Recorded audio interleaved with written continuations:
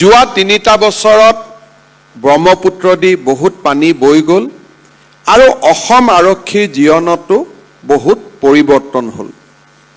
অসম আৰক্ষীত নতুন নতুন বিষয়া আহিলে, নতুন নতুন কনিষ্টবল আহিলে, জোৱান আহিলে, এক প্ৰকাৰ কেইবাটাও নতুন বেটেলিয়ন নিৰ্মাণ হ'ল আৰু অসম আৰক্ষীয়ে এটা ইউথফুল নেচাৰ অৰ্থাৎ ৰেগুলাৰ ৰিক্ৰুটমেণ্টৰ কাৰণে নতুন তেজেৰে সমাহিত এটা আৰক্ষী বল বা এটা পুলিচ ফ'ৰ্চ আজি আমি দেখা পাইছোঁ। আজি যদি এই হলটোতে আমি চাব যাওঁ তেতিয়াহ'লে আমি দেখা পাওঁ যে ৩ বছৰ আগত যিসকল অচি আছিল তাৰ পৰা আজি এজ প্ৰফাইল বহু বদলিছে আৰু অনাগত কেইটামান বছৰত এই এজ প্ৰফাইল সম্পূৰ্ণৰূপে আৰু সলনি হ'ব।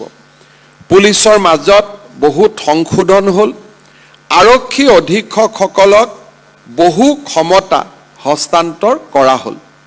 আগতে বিভিন্ন থানাত ইন্সপেক্টৰ অচি এইসমূহ পুলিচ হেডকোৱাৰ্টাৰৰ পৰা নিয়োগ কৰা হৈছিল। এতিয়া এই সকলোবোৰ দায়িত্ব আৰক্ষী অধীক্ষকৰ ওপৰত ন্যস্ত কৰা হৈছে। আৰক্ষীয়ে যোৱা ৩টা বছৰত নিজৰ দায়িত্ব বহু গুণে সুন্দৰভাৱে পালন কৰিছে আৰু বিভিন্ন ব্যৱস্থা লোৱাৰ পিছত আজি অসমত অপৰাধৰ সংখ্যাও নিৰন্তৰ কমিব ধৰা আমি দেখা পাইছোঁ। অপৰাধৰ সংখ্যা কমাৰ লগে লগে আমি আৰু এটা সুন্দৰ ব্যৱস্থা আমি কৰিব পাৰিছিলোঁ যে চাৰ্জশ্বীট অন টাইম। ফৰেনচিকৰ যদি ইনভলভমেণ্ট নাথাকে তেতিয়াহ'লে আমি এতিয়া প্ৰায়বোৰ চাৰ্জশ্বীট উইদিন দ্য টাইম আমি দিব পাৰিছোঁ আৰু ফৰেনচিকৰ ব্যৱস্থা লাহে লাহে আমি শক্তিশালী কৰি আছোঁ। মই ভাবোঁ যে এটা সময় আহিব যে ফৰেনচিক এভিডেন্সতো আমি ৩ মাহৰ ভিতৰতে চাৰ্জশ্বীট দিব পৰা অৱস্থা এটালৈ আহিম। সৰু সৰু গোচৰবোৰ প্ৰত্যাহাৰ কৰাৰ পিছত আদালতৰ অনুমতি সাপেক্ষে এতিয়া আদালতত আমাৰ কনভিকশ্যন ৰেট আমাৰ বাঢ়িব আৰম্ভ কৰিছে আৰু অহা 6 মাহৰ ভিতৰত পেছাদাৰী অধিবক্তা যি নেকি APPৰ ধাৰণাটো বদলি হৈ যাব। চৰকাৰী অধিবক্তাসমূহ আমি নিযুক্তি কৰিম, বদলি কৰিম, ডাইৰেক্টৰ অফ প্ৰচিকিউশ্যন আহিব। 6 মাহৰ ভিতৰত অসমত ক্ৰিমিনেল জাষ্টিচ ছিষ্টেম এটা আৰু পৰিৱৰ্তন হোৱাৰ পথত আগবাঢ়িছে। প্ৰতি 6 মাহত আমি অনুষ্ঠিত কৰা আৰক্ষী অধীক্ষকসমূহৰ সন্মিলনত বহু খুঁটিনাটি কথা আলোচনা হোৱাৰ পিছত আজি আমি আৰক্ষীৰ ক্ষেত্ৰত জনসাধাৰণৰ অভাৱ অভিযোগো দ্ৰুত গতিত হ্ৰাস পোৱাটো আমি দেখা পাইছোঁ। মই বিশ্বাস কৰোঁ যে ভাৰতীয় ন্যায় সংহিতা অহাৰ লগে লগে এই ন্যায় সংহিতাই দিয়া বিভিন্ন ফেভাৰেবল ইক'ছিষ্টেম অৰ্থাৎ ন্যায় সংহিতাৰ বিভিন্ন ধাৰাই আৰক্ষীক দিয়া অধিকাৰ আৰু ন্যায়ালয়ৰ কৰ্তব্য এই দুইটাৰ ওপৰত যি ব্যাপক পৰিৱৰ্তন হৈছে তাৰ ফলত আমাৰ ক্ৰিমিনেল জুৰিছপ্ৰুডেন্স বা ক্ৰিমিনেল জাষ্টিচ ছিষ্টেমক আমি আৰু শক্তিশালী কৰিব পাৰিম। আৰক্ষীৰ দুটা দিশ আছে। এটা হৈছে এডমিনিষ্ট্ৰেশ্যন অফ ক্ৰিমিনেল জাষ্টিচ আৰু আনটো হৈছে ৰাইজৰ সেৱা। আজিৰ সভাত আমি ক্ৰিমিনেল জাষ্টিচ ছিষ্টেমটোৰ বিষয়ে কথা পাতিব বিচৰা নাই, কাৰণ ক্ৰিমিনেল জাষ্টিচ ছিষ্টেমত কাৰ দায়িত্ব কেনেকুৱা ধৰণৰ তাক ভাৰতীয় ন্যায় সংহিতাই বৰ্ণনা কৰিছে আৰু ন্যায় সংহিতাই যাক দায়িত্ব দিছে সেই দায়িত্ব তেওঁৱেই পালন কৰিব লাগিব আৰু সেই দায়িত্ব আমি কেতিয়াও আউটসোৰ্চ বা আমি বেলেগক দিব নোৱাৰোঁ। আজি অচি আৰু নাগৰিক সমিতিৰ সভাখনৰ প্ৰথম কথাটো আমি বুজিব লাগিব যে criminal justice, criminal investigation, filing of charge sheet, এই গোটেই ব্যৱস্থাটো অচিসকলৰ ওপৰত নিৰ্ভৰশীল আৰু নাগৰিক সমিতিৰ ইয়াত কোনো দায়িত্ব নাথাকে। কাৰণ when it is all about investigating a murder case, অপৰাধৰ তদন্ত, আৰক্ষী অধীক্ষকৰ পৰা অচিসকল ন্যায়ালয়ৰ ওচৰত জবাবদিহি হৈ থাকে। সেইকাৰণে আমি আজিৰ সভাতে অচিসকলক বুজাব বিচাৰোঁ বা আমি জনাব বিচাৰোঁ যে ক্ৰিমিনেল ইনভেষ্টিগেশ্যন ই নাগৰিক সমিতিৰ আওতাৰ ভিতৰত নপৰে আৰু আৰক্ষী অধীক্ষক, CI, DIG, IGP তেখেতসকলে আপোনালোকৰ কাম কাজক নিৰন্তৰভাৱে ছুপাৰভাইজ কৰিব আৰু আপোনালোক ন্যায়ালয়ৰ ওচৰত আপোনালোক দায়বদ্ধ থাকিব। সেইকাৰণে প্ৰথম আমি বুজিব লাগিব যে নাগৰিক সমিতিৰ দায়িত্ব কি। যদি ক্ৰিমিনেল ইনভেষ্টিগেশ্যন নাগৰিক সমিতিৰ কাম নহয়, তেতিয়াহ'লে নাগৰিক সমিতিৰ কাম কি? এতিয়া যদি আমি চাব যাওঁ যে আমাৰ থানাত অপৰাধৰ লগত জড়িত নোহোৱা মানুহো আহে, ডকাইত নহয়, চুৰ নহয় বা তেওঁলোকৰ ঘৰত চুৰি আৰু ডকাইতো হোৱা নাই। কিন্তু আমাৰ থানাত কিছুমান এনেকুৱা মানুহ আহে যি জীৱনত অপৰাধো কৰা নাই আৰু ভৱিষ্যতে কেতিয়াও অপৰাধ নকৰে। অৰ্থাৎ মোৰ ল'ৰাই আমেৰিকাৰ বিশ্ববিদ্যালয় এখনত আসন পাইছে, ল'ৰাজন জীৱনত হয়তো আমেৰিকাৰ পৰা কেতিয়াও ঘূৰিও নাহে, কিন্তু দেউতাক আপোনালোকৰ ওচৰত আহিব যে মোৰ পাছপৰ্টখনৰ ভেৰিফিকেশ্যনটো কৰি দিব লাগে। এতিয়া যদি আমি পাছপৰ্টৰ ভেৰিফিকেশ্যনটো সুন্দৰ কৰি দিলোঁ, গোটেই জীৱন এই ল'ৰাজন এদিন আমেৰিকাত গৈ ডক্টৰ হ'ব, চাইণ্টিষ্ট হ'ব, ইঞ্জিনিয়াৰ হ'ব, নাছাত যাব, কিন্তু সদায় মনত ৰাখিব যে থানাত মই এদিনতে বা দুদিনতে অসমৰ থানাত মই পাছপৰ্টৰ ওপৰত NOC-খন পাবলৈ সক্ষম হৈছিলোঁ। এতিয়া আপোনালোকক এপ দিয়া হৈছে আৰু আমি সকলোৱে জানো যে 30 দিনৰ ভিতৰত যদি আমি আমাৰ ভেৰিফিকেশ্যন ৰিপৰ্ট নিদিওঁ, তেতিয়াহ'লে মানুহজনে পাছপৰ্ট পাবই। এতিয়া পাছপৰ্ট কোনে পাব? সন্দেহযুক্ত বিদেশী এজনেও পাব পাৰে, সন্দেহযুক্ত অপৰাধী এজনেও পাব পাৰে। 30 দিনৰ ভিতৰত সপক্ষে বা বিপক্ষে এটা ৰিপৰ্ট দিয়া আমাৰ দায়িত্ব।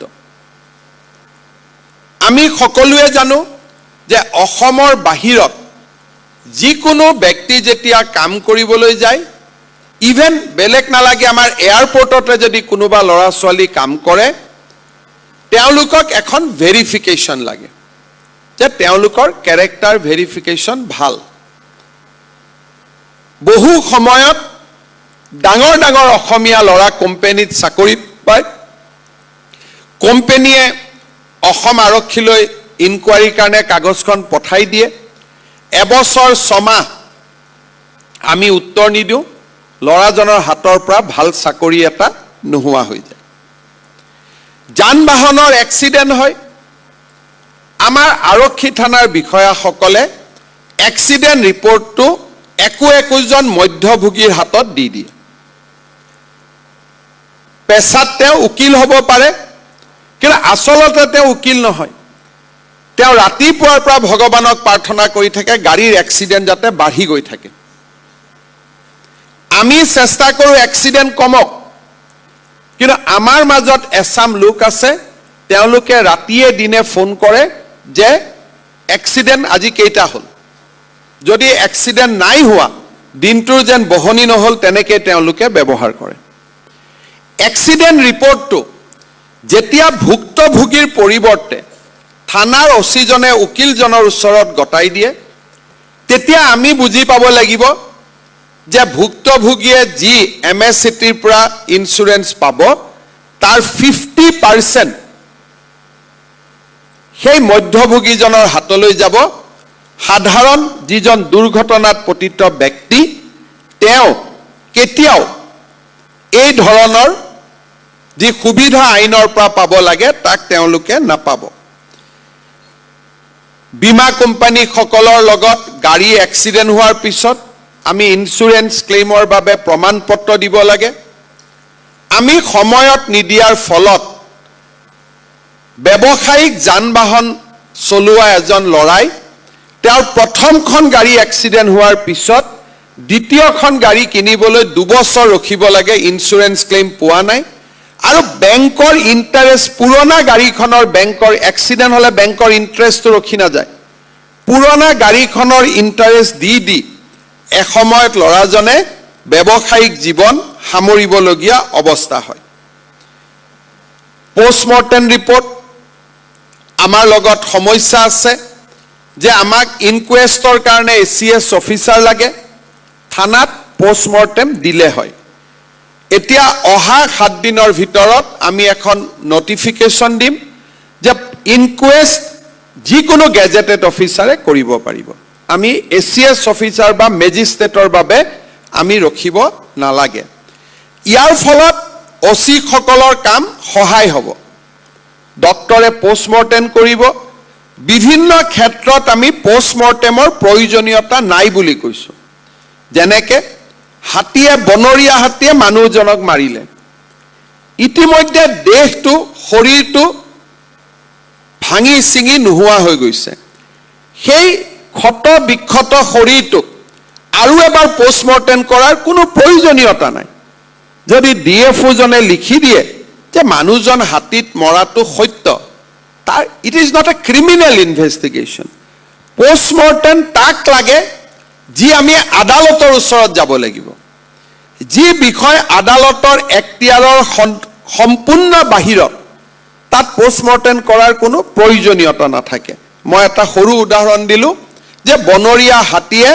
5 লাখ টকা চৰকাৰৰ পৰা কম্পেনসেচন পাবৰ কাৰণে মানুহজনক আমি পোষ্টমৰ্টেম কৰিব লাগে ভুলতে 5 লাখ টকা চৰকাৰৰ পৰা গ'ল কিন্তু এজন মানুহে 3 দিন সৎকাৰ কৰিব নোৱাৰে বডিটো পৰি থাকিব এই ধৰণৰ ব্যৱস্থা সভ্য সমাজে কেতিয়াও মানি ল'ব নোৱাৰে আমি ACS অফিচাৰ অসমত কম ALR সকলে কিহৰ কাৰণে ইনকুৱেষ্ট কৰিব নোৱাৰিব বা আন গেজেটেড অফিচাৰে কিয় ইনকুৱেষ্ট কৰিব নোৱাৰিব যেতিয়া গেজেটেড অফিচাৰ সকলক ইনকুৱেষ্টৰ অধিকাৰ দিয়া হ'ব সময়মতে তেওঁলোক উপস্থিত হ'ল নে নাই তেওঁলোকো যদি উপস্থিত নহয় দ্বিতীয়তে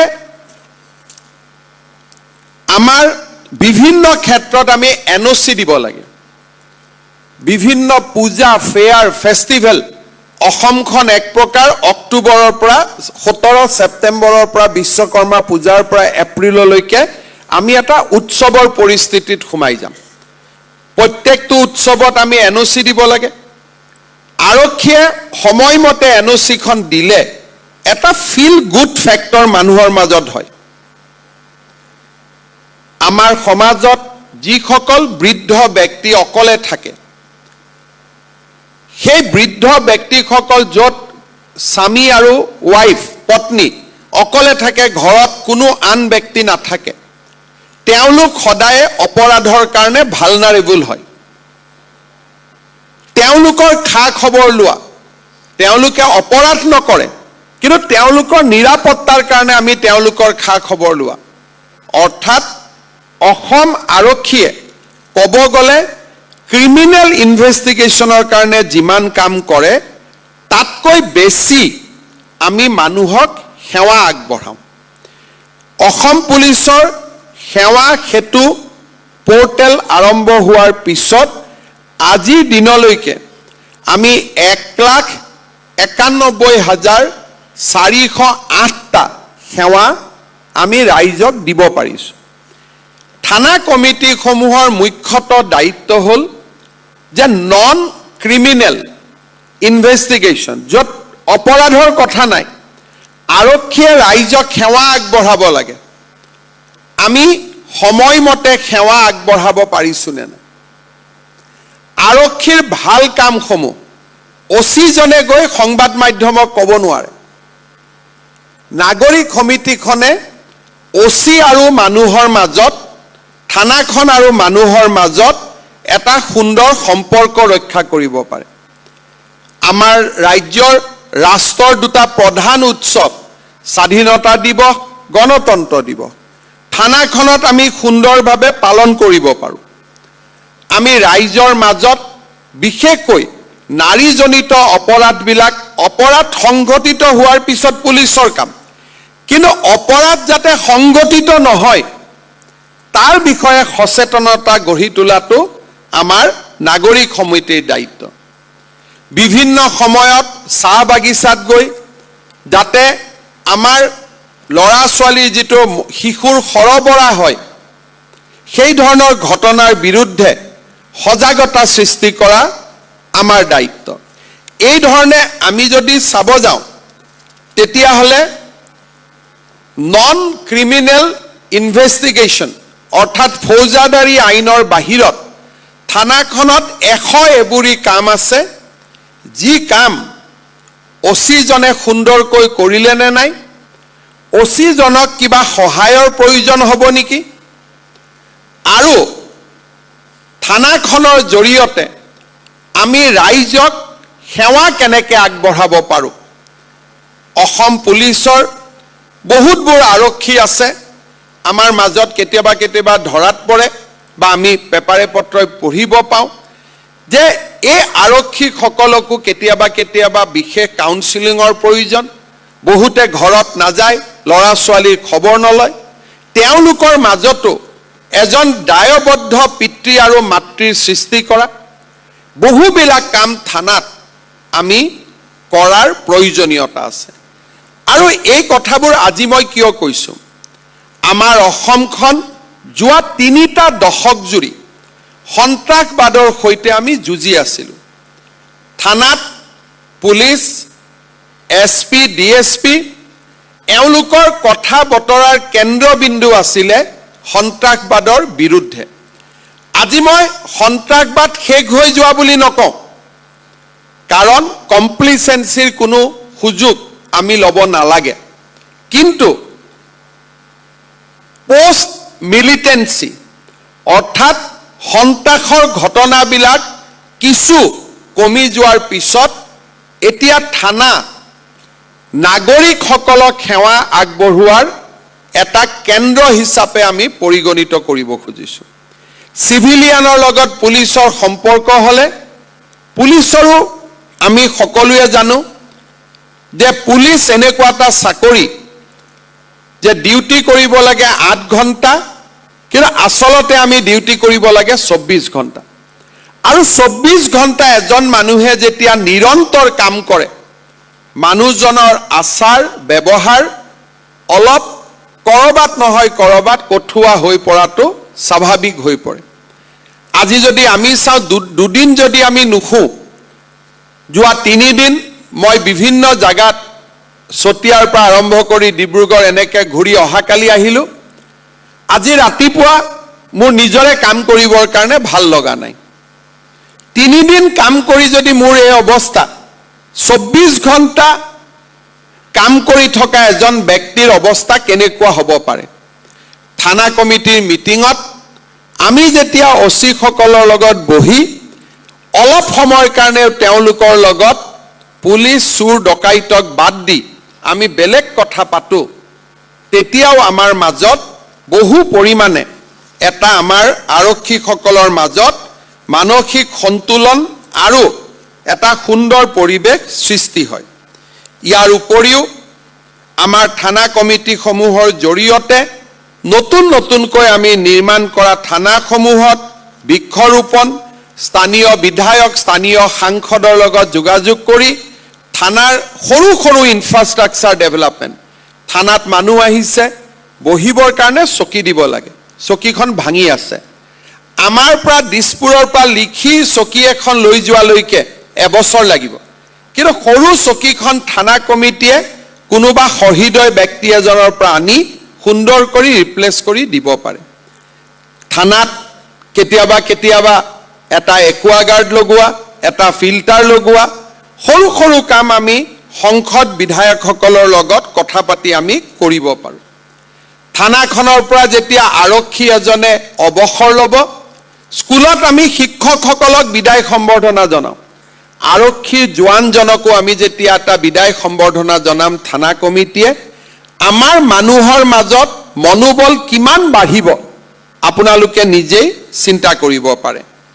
আৰক্ষীৰ পৰিয়ালসমূহৰ ল'ৰা ছোৱালীয়ে পৰীক্ষা দি ভাল ৰিজাল্ট কৰিলে তেওঁলোকক টকা পইচা আমি নিদিলেও গাইডেন্স দিয়া, তেওঁলোকক মাতি আনি এইবাৰ আমাৰ থানাৰ 10জন কনিষ্টবলৰ ল'ৰাই মেট্ৰিকত ফাৰ্ষ্ট ডিভিজন পালে, মাতি আনি তেওঁলোকক সম্বৰ্ধনা জনোৱা, ডিক্সনাৰী এখন দিয়া, এই সৰু সৰু কামসমূহে আৰক্ষীক সহায় কৰিব আৰু আৰক্ষীজনৰ যেতিয়া মনোবল বাঢ়িব তেতিয়া সেই অঞ্চলত শান্তি শৃংখলা ৰক্ষাৰ বাবে তেওঁ নিজকে আকৌ এবাৰ আত্ম উৎসৰ্গা কৰিব। মই বহু ক্ষেত্ৰত ভাবোঁ যে সমাজৰ পৰিৱৰ্তন নিৰ্দেশ দি গালি গালাজ কৰি পৰ্টেলত নিউজ কৰি সমাজৰ পৰিৱৰ্তন নহয়। সমাজৰ পৰিৱৰ্তন আভ্যন্তৰত যেতিয়া আমি এটা পজিটিভিটি সৃষ্টি কৰিম, সেই পজিটিভিটিৰ পৰাই সমাজত পৰিৱৰ্তন হয়। পৰিৱৰ্তন লাহে লাহে হয়, শ্ল'লি হয়, কিন্তু যেতিয়া পৰিৱৰ্তন হয় সেই পৰিৱৰ্তন স্থায়ী হয় আৰু সেই পৰিৱৰ্তন এজন মানুহৰ জীৱনৰ পৰা সহজে আঁতৰি নাযায়। যোৱা 3টা বছৰত আমি কৰি অহা নিৰন্তৰ প্ৰচেষ্টাত বহুবোৰ সলনি হৈছে, কিন্তু এজন মুখ্যমন্ত্ৰী বা এজন ডিজিপিয়ে বা এজন চিফ ছেক্ৰেটাৰীয়ে সমাজৰ পৰিৱৰ্তন অকলে কৰিব নোৱাৰে, সমস্ত ৰাইজৰ সহায় আৰু সহযোগিতা লাগিব। থানা কমিটিৰ সভাপতিসকলক আজি আমি আমাৰ লগতে অসম পুলিচৰ মানৱীয় দিশটোক, সকলোৱে মানৱীয়, all people has human values, কিন্তু তাক ৰিফ্লেক্ট কৰা আৰু নাগৰিকসকলৰ সেৱাসমূহ খৰতকীয়া কৰি দিয়া আৰু অসম পুলিচক সমাজৰ পৰিৱৰ্তনৰ এক মাধ্যম হিচাপে গঢ়ি তোলাৰ দায়িত্ব দি আজি আমি থানা কমিটিসমূহত সভাপতিসমূহ নিযুক্তি কৰিছোঁ। এটা সময় আছিল থানা কমিটিৰ সভাপতিজনে নিজেই গোচৰী আৰু পদকীয়াৰ লগত বুজাবুজি আৰম্ভ কৰে। এইবাৰ আমি থানা কমিটিৰ সভাপতি দিওঁতেই আমি সিদ্ধান্ত লৈছিলোঁ যে আমি সমাজৰ এনে এচাম মানুহক থানা কমিটিৰ চেয়াৰমেনৰ দায়িত্ব দিম যোনে ক্ৰিমিনেল ছাইডত ইণ্টাৰফেয়াৰ নকৰে।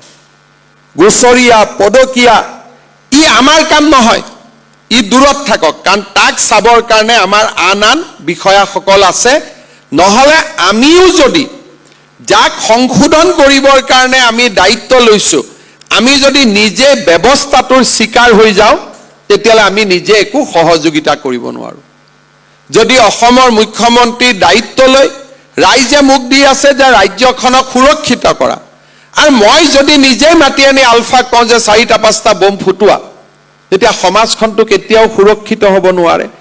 থানা কমিটিৰ সভাপতিসকলক এটা ব্যৱস্থা আমি সৰ্বাংগ সুন্দৰ কৰিবৰ কাৰণে আজি নিয়োগ কৰিছোঁ, কিন্তু আমিও যদি নিজে তাৰ গ্ৰাসত পৰোঁ আৰু যদি আমি ব্যৱস্থাটোৰ চিকাৰ হওঁ তেতিয়াহ'লে থানা কমিটিৰ সভাপতিসকলে কাম কৰিব নোৱাৰিব।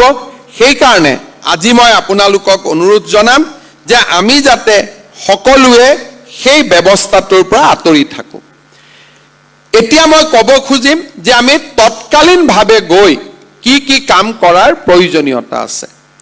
আমাৰ থানা কমিটিৰ সম্পৰ্কে 5 ডিচেম্বৰ 2022 আমি প্ৰথম এখন নটিফিকেশ্যন দিছিলোঁ, কিন্তু সময়ৰ লগত পৰিৱৰ্তন দেখি আমি কিছু সৰু পৰিৱৰ্তন কৰিলোঁ আৰু বৰ্তমান আমি এখন নতুন অধিসূচনা দিছোঁ যিখন 27/7/2024 দিয়া হৈছে। 22খন পঢ়িব নালাগে, 24খনহে আমি পঢ়িব লাগে। অসম পুলিচক মই এটা অনুৰোধ কৰিম, থানা কমিটিৰ হাতপুথি বুলি এখন হাতপুথি আমি হেণ্ডবুক এখন তৎকালীনভাৱে বনাব লাগে, যাতে হেণ্ডবুকখনৰ জৰিয়তে আমাৰ প্ৰথম দায়িত্বৰ পৰা মাইনোটছ আদি বনোৱালৈকে গোটেই কথাবোৰ যাতে আমি সুন্দৰভাৱে লিখিব পাৰোঁ। প্ৰথম আমাৰ কাম হ'ল থানা কমিটিখন পূৰ্ণাংগ কৰা। আমি কেনেকৈ পূৰ্ণাংগ কৰিম? থানা কমিটিত বিধায়কগৰাকী আমন্ত্ৰিত সদস্য। দ্বিতীয়তে circle officer, BDO, joint director হেল্থৰ এজন প্ৰতিনিধি, তাৰমানে ওচৰৰ এজন ডক্টৰ, CDPO, এওঁলোক পদেন সদস্য, অৰ্থাৎ এওঁলোক চৰকাৰী দায়িত্বৰ অনুসৰি তেওঁলোক সদস্য হ'ব। এজন গ'লে আনজন আহিব, যিজন আহিব তেওঁলোকে মেম্বাৰ হ'ব। OC সকলেও ধুনীয়াকৈ শুনি ৰাখিব। এতিয়া চেয়াৰমেনজন চৰকাৰে নিযুক্তি কৰিব, আৰু আজি সকলো OCয়ে গম পালে যে মোৰ চেয়াৰমেন এখেত। আপোনালোক একেলগে আহিছে, একেলগে যোগাযোগ কৰিছে, গতিকে আজিৰ পৰা যোগাযোগৰ যিটো সমস্যা আছিল সেইটো আজিৰ পৰা নোহোৱা হৈ গ'ল। এতিয়া থানা কমিটিৰ সম্পাদক আৰু সভাপতি অৰ্থাৎ OC আৰু চেয়াৰমেনে লগ লাগি তুৰন্ত আপোনালোকে 3জন সদস্য নিযুক্তি কৰিব। ই SPৰ ওচৰতো যাব নালাগে, DCৰ ওচৰতো যাব নালাগে। আপোনালোকে নিযুক্তি কৰি সভাপতিয়ে চিঠি এখন লিখি দিলেই তেওঁ নিযুক্তি হৈ গ'ল যে আপোনাক আমি সদস্য হিচাপে মনোনীত কৰিছোঁ। এই সদস্য 3জনৰ ভিতৰত এগৰাকী মহিলা হ'ব লাগিব। 3জন সদস্য দিয়াটো সভাপতিসকলৰ দায়িত্ব, সম্পাদকৰ দায়িত্ব। সম্পাদক কোন? OC। অহা 7 দিনৰ ভিতৰত OC আৰু চেয়াৰমেনজনে লগ হৈ 3জন সদস্য আপোনালোকে নিয়োগ কৰিব লাগিব। নিয়োগ শব্দটো ভুল, মনোনীত কৰিব লাগিব। আৰু এনেকুৱা সদস্য মনোনীত কৰিব যোনে মিটিং পত্ৰত আহিব পাৰে। গাঁৱৰ ইউথ ক্লাবৰ প্ৰেচিডেণ্টজন, মহিলা সমিতিত আগভাগ লোৱা ব্যক্তি এজন, আৰু যাৰ থানাৰ লগত জীৱন বৃত্ত আছে। যেনেকৈ মই এডভোকেট, থানাৰ লগত মোৰ কাম থাকে, মই কেছত OCৰ এগেইনষ্টত এপিয়াৰ কৰিব লাগিব। তেনেকুৱা ব্যক্তিক আমি থানা কমিটিত মনোনীত কৰিব নালাগে, কাৰণ ইয়াক কয় কনফ্লিক্ট অফ ইণ্টাৰেষ্ট। যাৰ বিৰুদ্ধে মোৰ কেছ আছে থানাত, মই অপৰাধী হওঁ নে নহওঁ এইটো কোৰ্টে ঠিক কৰিব, পানী গ্লাছ, কিন্তু মোৰ বিপক্ষে কেছ আছে। গতিকে কোনো ধৰণৰ অপৰাধৰ গোচৰ পঞ্জীয়ন হৈ থকা ব্যক্তি থানা কমিটিৰ সদস্য হ'ব নোৱাৰিব। দ্বিতীয়তে, যাৰ ব্যৱসায়িকভাৱে থানাৰ লগত সম্পৰ্ক, প্ৰফেশ্যনেলি, বৃত্তিগতভাৱে, তেনেকুৱা ব্যক্তিকো আমি থানা কমিটিৰ সদস্য দিব নালাগে। মই অধিবক্তাজনৰ প্ৰসংগ এইকাৰণে উলিয়ালোঁ, কোনোবা হাইকোৰ্টৰ অধিবক্তা, থানাৰ লগত কোনো সম্পৰ্ক নাই, কিন্তু সেই ওচৰৰ কোৰ্টখনৰে অধিবক্তা, থানাৰ লগত মোৰ দৈনন্দিন সম্পৰ্ক, তেনেকুৱা ব্যক্তিক আমি থানা কমিটিৰ সদস্য মনোনীত নকৰোঁ। কেছ থকা মানুহক নকৰোঁ, আৰু যি বৃত্তিগতভাৱে থানাত সদায় অহা যোৱা কৰে তেনেকুৱা ব্যক্তিক আমি থানা কমিটিৰ সদস্য নিযুক্তি নকৰোঁ। কেইজন হ'ল? 3জন, এগৰাকী মহিলা। আৰু 3গৰাকী সদস্য আহিব, যিগৰাকী সদস্য চেয়াৰমেনেই দিব, কিন্তু তেওঁ VDPৰ মেম্বাৰ হ'ব। 3জনটো সমাজৰ মেম্বাৰ হ'ল। প্ৰথম, তেখেতৰ ডক্টৰ হ'ব পাৰে, ইঞ্জিনিয়াৰ হ'ব পাৰে, সমাজসেৱী হ'ব পাৰে, চৰকাৰী চাকৰিয়ালকো দিব পাৰে, কোনো বাধা নাই, শিক্ষক হ'ব পাৰে। কিন্তু নেক্সট যিজন মেম্বাৰ, সদস্য সংখ্যা নম্বৰ 4, যিজন 4 নম্বৰ সদস্য হ'ব, তেওঁ VDPৰ পৰা হ'ব। আৰু থানা কমিটিক আমি এটা নতুন দায়িত্ব দিব গৈ আছো যে আপোনালোকে VDP সকল চেঞ্জ কৰিব পাৰিব গাঁৱত প্ৰয়োজন অনুসৰি। যেহেতু ভিডিপিৰ সুপাৰভিজনটো থানা কমিটিৰ দায়িত্ব হ'ব ভিডিপিয়ে কাম কৰিছে নে নাই, কোনোবা ভিডিপি কাম কৰা নাই তেওঁলোকক বদলাই নতুন ভিডিপি নিযুক্তি কৰা, এই ভিডিপি পৰিচালনাৰ দায়িত্বও থানা কমিটিৰ হ'ব। সেইকাৰণে ভিডিপিৰ মনৰ কথাও যাতে আমি গম পাওঁ, সেইকাৰণে ভিডিপি সকলৰ ভিতৰৰ পৰা এজন থানা কমিটিত সদস্য হ'ব। বুজি পালে গোটেই সকলোৱে? থানা কমিটিত এজন সদস্য এছপি সকলে দিব। আজি ইয়াত এছপি সকল অনলাইন যোগে আছে, মই তেওঁলোককো অনুৰোধ কৰিম যে এসপ্তাহৰ ভিতৰত যাতে এজন সদস্য এছপি সকলে মনোনীত কৰে। দ্বিতীয়জন সদস্য ডিচি সকলে মনোনীত কৰিব। মই মুখ্য সচিব ডাঙৰীয়াক অনুৰোধ কৰিম যাতে ডিচি সকলক ইনষ্ট্ৰাকশ্যন দিয়া হয় যে এজন সদস্য ডিচি সকলে মনোনীত কৰিব, 307 মেম্বাৰ। এই গোটেইখিনি হোৱাৰ পিছত থানা কমিটিৰ প্ৰথমখন সভা 2 অক্টোবৰ তাৰিখে অনুষ্ঠিত হ'ব 307খন থানাতে। এইকেইদিনটো আপোনালোকে মেম্বাৰ দিলে, 3জন মেম্বাৰ দিলে, সকলোৱে বুজি পাইছে। 3জন মেম্বাৰৰ এগৰাকী মহিলা হ'ব। ভিডিপিৰ পৰা এজন দিলে আৰু এজন এছপিয়ে দিলে, এজন ডিচিয়ে দিলে, 6জন প্ৰাইভেট মেম্বাৰ আৰু বাকীসকল চৰকাৰী মেম্বাৰ। MLA গৰাকী চৰকাৰী মেম্বাৰ হ'ল, ইনভাইটেড মেম্বাৰ, তেওঁ আহক নাহক invited. Circle officer, BDO, joint director হেল্থৰ পৰা এজন ডক্টৰ, CDPO 4জন হ'ল গভৰ্ণমেণ্ট মেম্বাৰ, 4 OC চেয়াৰমেন 6 আৰু মেম্বাৰ 6, টোটেল 12জনীয়া কমিটি হ'ল। আৰু এখন মিটিং বৈধ বুলি গম পাবৰ কাৰণে আমি 6জন সদস্য আমাৰ সকলো মিটিঙত উপস্থিত থাকিব লাগিব। পদেন হওক বা নন পদেন হওক 6জন এনি টাইম উপস্থিত থাকিব লাগিব। 2 অক্টোবৰত সকলো থানা কমিটিৰ মিটিং গধূলি 4 বজাত অনুষ্ঠিত হ'ব আৰু সেইখন হ'ব উদ্বোধনী সভা। আৰু সেই দিনটোৰ পৰা চেয়াৰমেনজনে দায়িত্ব ল'ব, মেম্বাৰসকলে দায়িত্ব ল'ব।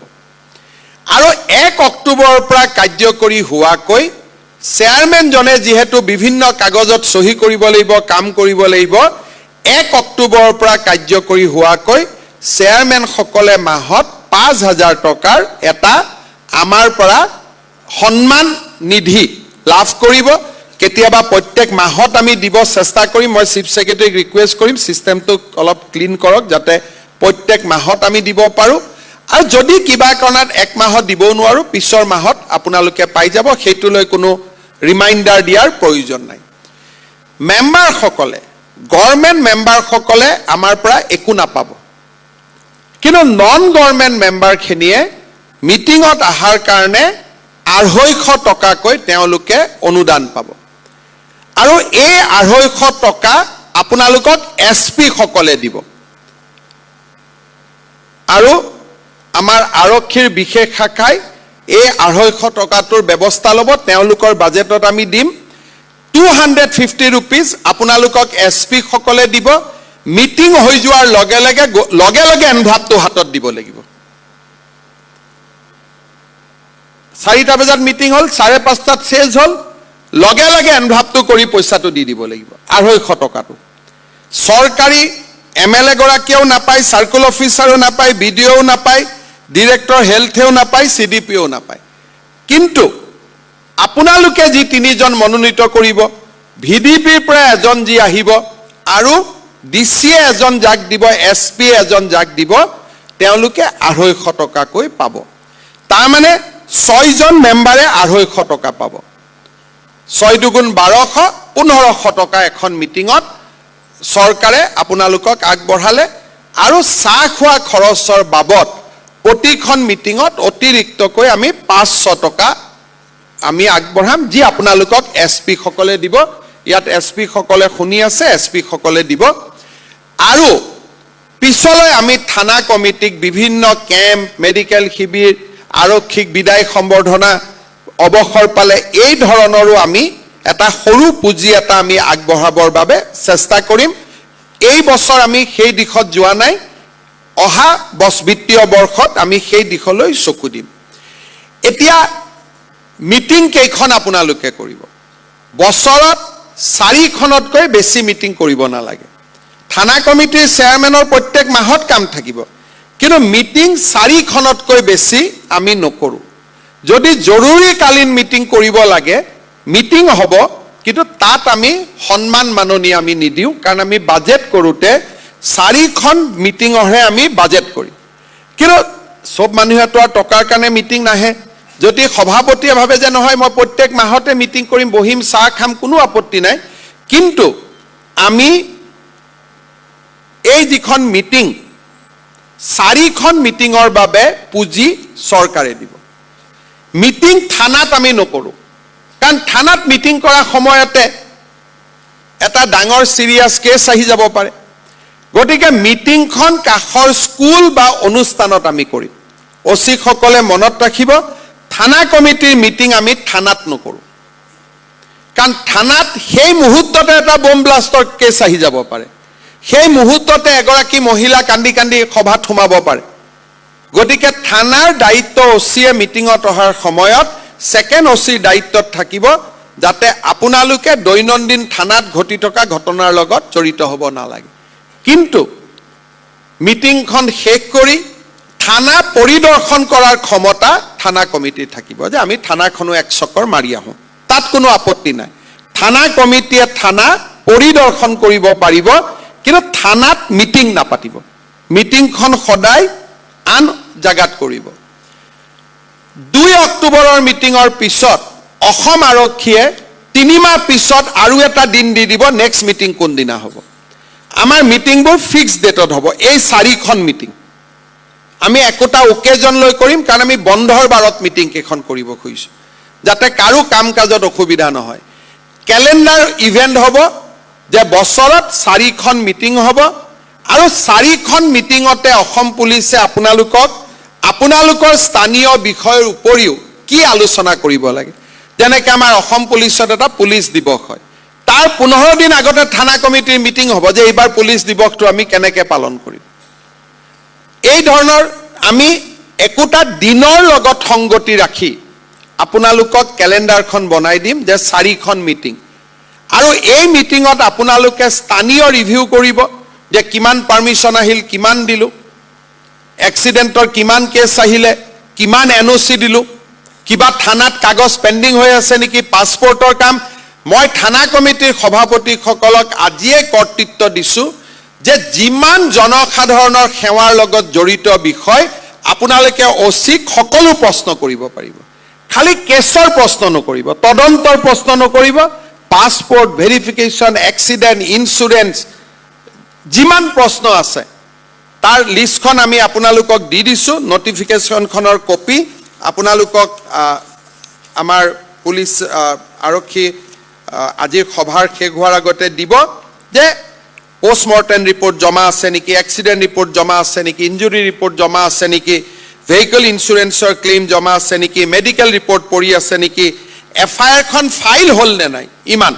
তাৰপিছত NOC আছে নে নাই, কিবা চুৰি বস্তু সংগ্ৰহ কৰাৰ পিছত মোবাইলটো ৰাখি থ'লে নে মালিকক ঘূৰাই দিলে, এইটো চাব পাৰিব। থানাৰ আগত যান বাহনবিলাক কিয় জমা হৈ আছে সেইবিলাক চাব পাৰিব, ক্লিয়াৰেন্স চাব পাৰিব, ভেৰিফিকেশ্যন চাব পাৰিব। এই গোটেই কিমান আমাৰ চাব আমি পাৰিম, এই গোটেইখিনি আছে। ডাঙৰ এটা অধিকাৰ আছে, যে VDP আপোনালোকে সলনি কৰিব পাৰিব। The Thana level committee will assess the effectiveness of current VDPs, recommend changes if necessary to improve community safety. We will oversee the implementation of approved changes of the VDP, ensuring they are effective and meet the community needs. আমি এখন দায়িত্ব আপোনালোকক গতাই দিছোঁ। এই দায়িত্বখিনিৰ বিষয়ে আপোনালোকে অচিক প্ৰশ্নও কৰিব পাৰিব, আলোচনাও কৰিব পাৰিব, আৰু পৰামৰ্শও দিব পাৰিব। থানা কমিটিৰ সভাপতিসকলৰ লগত SP সকলে 6 মাহৰ মূৰত এখন মিটিং কৰিব। আপোনালোকৰ পৰা SP সকলে ফিডবেক ল'ব, যে থানাখনৰ ওপৰত কেনেকুৱা আপোনালোকৰ ধাৰণা, কি হৈছে কি হোৱা নাই, যাতে SPৰো এটা খবৰৰ নতুন চেনেল এটা সৃষ্টি হয়। পেগু লিখি আছে নে সব? প্ৰত্যেক ছমাহত থানা কমিটিৰ লগত SP অধ্যক্ষসকলে এখন, চেয়াৰমেনসকলৰ লগত SP এখন মিটিং কৰিব। আৰু বছৰত এবাৰ গোটেই থানা কমিটিখনৰ লগত SP মিটিং কৰিব। ছমাহত চেয়াৰমেনৰ লগত আৰু বছৰৰ এটা দিন SP গোটেই 6জন মেম্বাৰ, 10জন, 12জন মেম্বাৰ হ'ব। 12জন মেম্বাৰ তলত 10খন থানা, 120 জনৰ লগত পৃথকে পৃথকে বা একেলগে বছৰত এবাৰ SP জনে আপোনালোকৰ লগত কথা পাতিব, এবাৰ সকলোৰে লগত আৰু ছমাহত অকল চেয়াৰমেনসকলৰ লগত। আমি আপোনালোকৰ ফোন নম্বৰসমূহ আজি সংগ্ৰহ কৰি ল'ম। আমাৰ পুলিচ হেডকোৱাৰ্টাৰৰ পৰা আপোনালোকৰ লগত যোগাযোগৰ বাবে আমি এই ফোন নম্বৰসমূহ সময়ে সময়ে ব্যৱহাৰ কৰিম। আৰু আপোনালোকক আমি অনুৰোধ কৰিম যে পাৰিলে ইমেইল ID এটা আপোনালোকে ক্ৰিয়েট কৰি ল'ব, যাতে বিভিন্ন ধৰণৰ চৰকাৰী ৰিকুৱেষ্টসমূহ আমি আপোনালোকক ইমেইল IDৰ জৰিয়তে পৰিৱৰ্তন হৈছে, কি কথা হোৱা নাই, চৰকাৰী নীতি নিৰ্দেশ আমি জনাব পাৰিম। মোৰ এটা শেষত ৰিকুৱেষ্ট যে SP নামাতাকৈ আপোনালোকে SP তাত নাযাব, যাতে আপোনালোকৰ মৰ্যাদাটো অটুট থাকে। বোলে অনু কনষ্টেবলজনক ট্ৰেন্সফাৰ কৰি দিয়ক, অমুক SI জন ভাল নহয়, এই বিষয়টো ছমাহত যেতিয়া মিটিং হ'ব তেতিয়াহে তেওঁক ক'ব। কাৰণ আমি আপোনালোকক এখন মৰ্যাদাৰ আসন দিব খুজিছোঁ। গতিকে আপোনালোকে যদি নিজে নিজে SP তাত যায়, এটা সময়ত SP আপোনালোকক শ্লিপখন দিলে নামাতিব, ইৰিটেড হৈ যাব, বোলে এই মানুহজনে এইটো কামতহে লাগি থাকে। ছমাহত যিদিনাখন SP আপোনালোকক লগ পাব, যিমান কথা আছে গোটেইখিনি তেওঁক ক'ব। কিন্তু প্ৰতিদিনৰ ভাল বেয়া